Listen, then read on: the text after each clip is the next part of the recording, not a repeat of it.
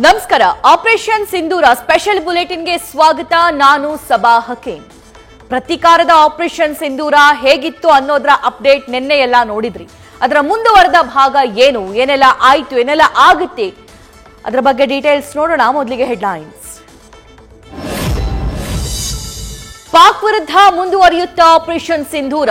ಸಿಯಾಲ್ಕೋಟ್ನಲ್ಲಿ ಮೊಳಗಿದ್ದ siren ಸದ್ದು ಕೇಳಿ ಅಲ್ಲಾಹ್ ಅನ್ನುತ್ತಾ ದಿಕ್ಕಾಪಾಲಾದ ಜನರು.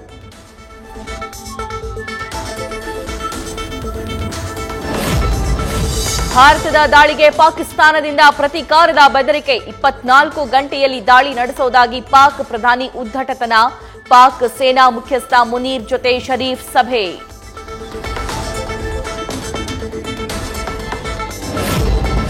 ಸೇನಾ ಕಾರ್ಯಾಚರಣೆಯಲ್ಲಿ ಉಗ್ರರ ನೆಲೆಗಳು ಮಾತ್ರ ಧ್ವಂಸ. ಪಾಕಿಸ್ತಾನ ದಾಳಿ ಮಾಡಿದ್ರೆ ಪ್ರತಿ ದಾಳಿಗೆ ಸಿದ್ಧ. ಜಾಗತಿಕ ರಾಷ್ಟ್ರೀಯ ಭದ್ರತಾ ಸಲಹೆಗಾರರಿಗೆ ಅಜಿತ್ ಧೋವಲ್ ಮಾಹಿತಿ.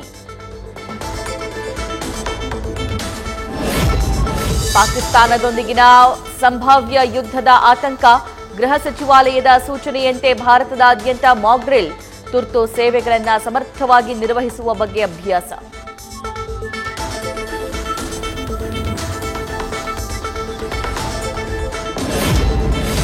ಮಾಕ್ ಡ್ರಿಲ್ನ ಭಾಗವಾಗಿ ದೇಶದ ಪ್ರಮುಖ ಸ್ಥಳಗಳಲ್ಲಿ ಬ್ಲಾಕ್ಔಟ್.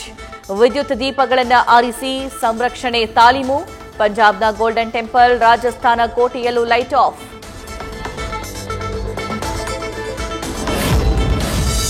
ಮುಗ್ಧ ಜನರ ಪ್ರಾಣ ತೆಗೆದವರನ್ನ ನಾವು ಕೊಂದು ಮುಗಿಸಿದ್ದೀವಿ. ಇದು ಇತಿಹಾಸ ಸೃಷ್ಟಿಸಿದ ಧೈರ್ಯಶಾಲಿ ಕಾರ್ಯಾಚರಣೆ.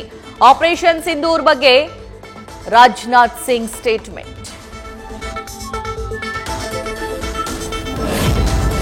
ಆಪರೇಷನ್ ಸಿಂಧೂರ್ ಬೆನ್ನಲ್ಲೇ ಇವತ್ತು ಸರ್ವಪಕ್ಷ ಸಭೆ. ರಕ್ಷಣಾ ಸಚಿವ ರಾಜನಾಥ್ ಸಿಂಗ್ ನೇತೃತ್ವದಲ್ಲಿ ನಡೆಯಲಿರುವ ಸಭೆ. ದಾಳಿ ಬಗ್ಗೆ ರಾಜಕೀಯ ಪಕ್ಷಗಳಿಗೆ ಮಾಹಿತಿ ನೀಡಲಿರೋ ಕೇಂದ್ರ.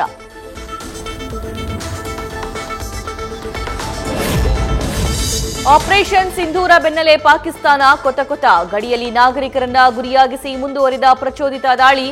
ಪಾಕ್ನ ಶೆಲ್ ದಾಳಿಗೆ 14 ಜನರ ಸಾವು, ಹಲವರಿಗೆ ಗಾಯ. ನಾಗರಿಕರನ್ನ ಗುರಿಯಾಗಿಸಿ ಪಾಕ್ ದಾಳಿ ನಡೆಸೋ ಸಾಧ್ಯತೆ. ಎಲ್ಒಸಿ ಬಳಿ ಇರುವ ಜನರ ಸ್ಥಳಾಂತರ ಕಾರ್ಯ. ಸುರಕ್ಷಿತ ಸ್ಥಳಗಳಿಗೆ ಜನರನ್ನ ಸ್ಥಳಾಂತರ ಮಾಡಿದ ಸೇನೆ.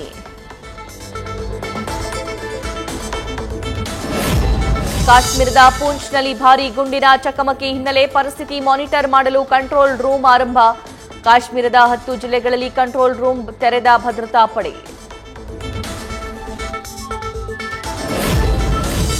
ಭಾರತ ಪಾಕಿಸ್ತಾನದ ನಡುವೆ ಯುದ್ಧದ ಕಾರ್ಮೋಡ. ಅಣೆಕಟ್ಟುಗಳಿಗೆ ಭದ್ರತಾ ಒದಗಿಸುವುದಕ್ಕೆ ಸರ್ಕಾರದ ಆದೇಶ.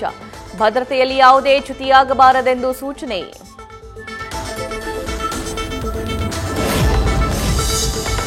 ಆಪರೇಷನ್ ಸಿಂಧೂರಕ್ಕೆ ದೇಶದೆಲ್ಲೆಡೆ ಸಂಭ್ರಮಾಚರಣೆ. ಮೃತರ ಕುಟುಂಬಸ್ಥರಿಂದ ಮೋದಿಗೆ ಧನ್ಯವಾದ. ಸೇನೆಯ ಪರ ಘೋಷಣೆ ಕೂಗಿ ಹರ್ಷೋದ್ಗಾರ.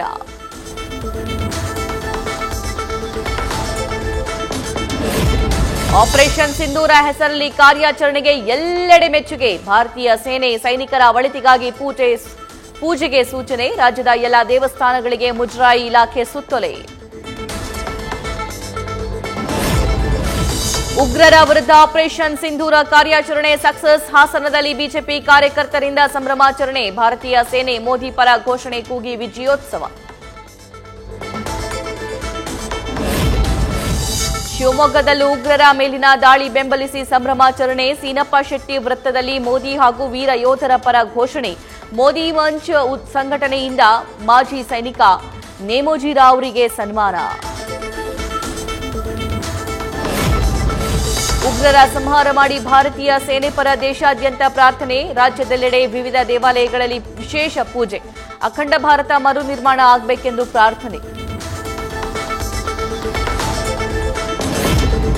ಪಾಕಿಸ್ತಾನಕ್ಕೆ ಎಷ್ಟು ಬಾರಿ ಹೊಡೆದರೂ ಬುದ್ಧಿ ಬರಲಿಲ್ಲ. ಮರುದಾಳಿ ಮಾಡಿದ್ರೆ ನಮ್ಮ ದೇಶದ ಸೈನಿಕರು ತಕ್ಕ ಉತ್ತರ ನೀಡ್ತಾರೆ. ಬೀದರ್ನಲ್ಲಿ ನಿವೃತ್ತ ಕರ್ನಲ್ ಶರಣಪ್ಪ ವಿಶ್ವಾಸದ ಮಾತು.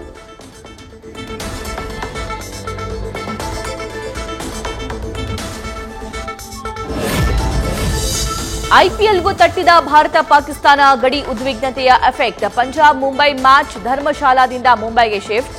ಹಿಮಾಚಲ ಪ್ರದೇಶಕ್ಕೆ ತೆರಳದೆ ತವರಲ್ಲೇ ಉಳಿದ ಮುಂಬೈ ತಂಡ. ಭಾರತ ಪಾಕಿಸ್ತಾನ ನಡುವೆ ಮುಂದುವರಿದ ಸಂಘರ್ಷ, 3 ಯುರೋಪ್ ದೇಶಗಳ ಪ್ರವಾಸ ರದ್ದು ಮಾಡಿದ ಮೋದಿ. ಮೇ 13ರಿಂದ 4 ದಿನಗಳ ಕಾಲ ನಿಗದಿಯಾಗಿದ್ದ ಪ್ರವಾಸ.